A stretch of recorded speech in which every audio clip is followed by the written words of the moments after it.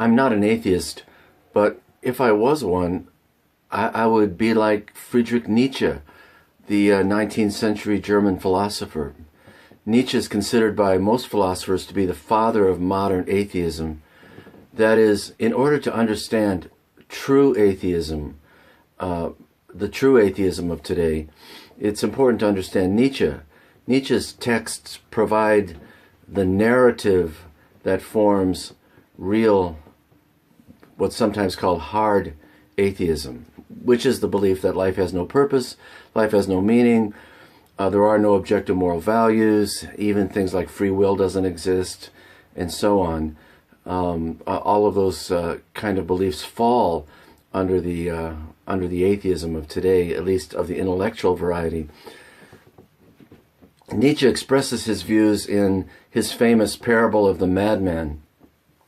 And the parable of the Madman tells us a lot about what atheists should think, as opposed to what you might see on Facebook, internet atheists and so on. The parable of the Madman begins by Nietzsche setting it up, saying, we've left the land that we used to stand on, and we crossed a bridge. The bridge is now broken down. We can't go back to that land. And we're adrift in a boat on an ocean with an infinite horizon. That is, there's no land in sight.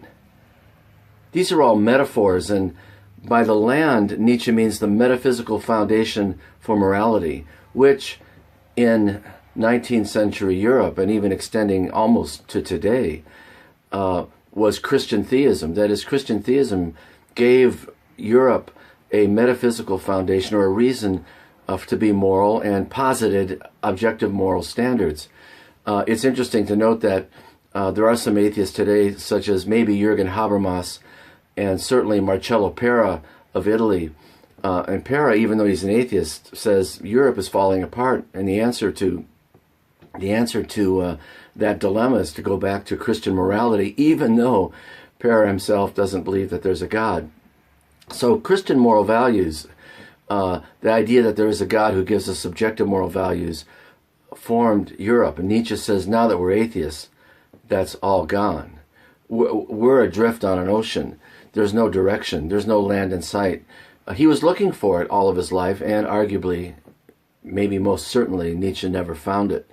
He never found that land to stand on. Thus, he struggled with what is called nihilism, the belief that life has no meaning or purpose if there's no God. And certainly that's true.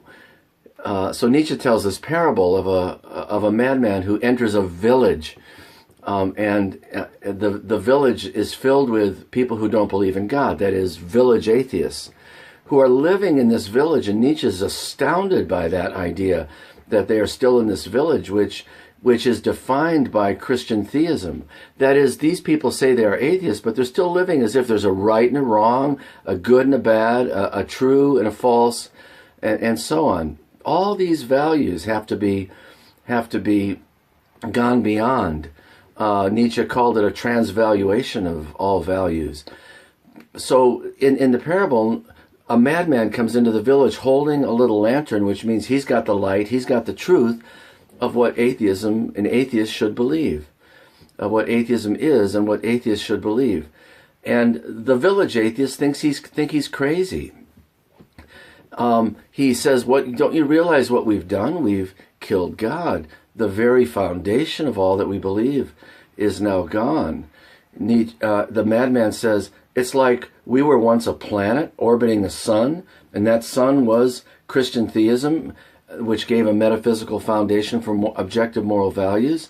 And Nietzsche says, we're like a planet that's been ripped out of its orbit, and now we're just going in infinite darkness, where there's neither up nor down, front nor back, neither backwards nor forwards.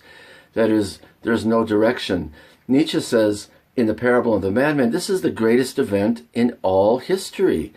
And it would be astounding if people who said they didn't believe in God actually accepted the logical ramifications of their atheism and understood that, hey, there's no God, therefore there's no meaning, there's no purpose in life, there's no direction, and there's no reason at all to be moral. or the idea of value in itself, like good, bad, true, false, beautiful, not beautiful, and so on. All these things have lost their meaning without a theistic framework. Finally, the madman just stares at the village atheists, and they stare back at him. They think obviously he's crazy, and he throws his lantern on the ground. It's not doing any good. He says, "I guess I came too soon. These things take time, and maybe one day the atheist or people who say they're atheists will finally get it." After that, he goes into a church, and there he sings an atheist worship song, Requiem Aeternam Deo, a song that celebrates, or sadly, as actually Jean-Paul Sartre said, he wished that there was a God. Sadly, there is no God. And so, while I'm not an atheist, if I was, I'd have to logically follow the reasoning of Nietzsche and Bertrand Russell in his free man's worship, and Sartre in his existentialism as a humanism, and head off in that direction, which would be that we live in a place, in a world that we have no purpose, no meaning, and nothing else is left for us.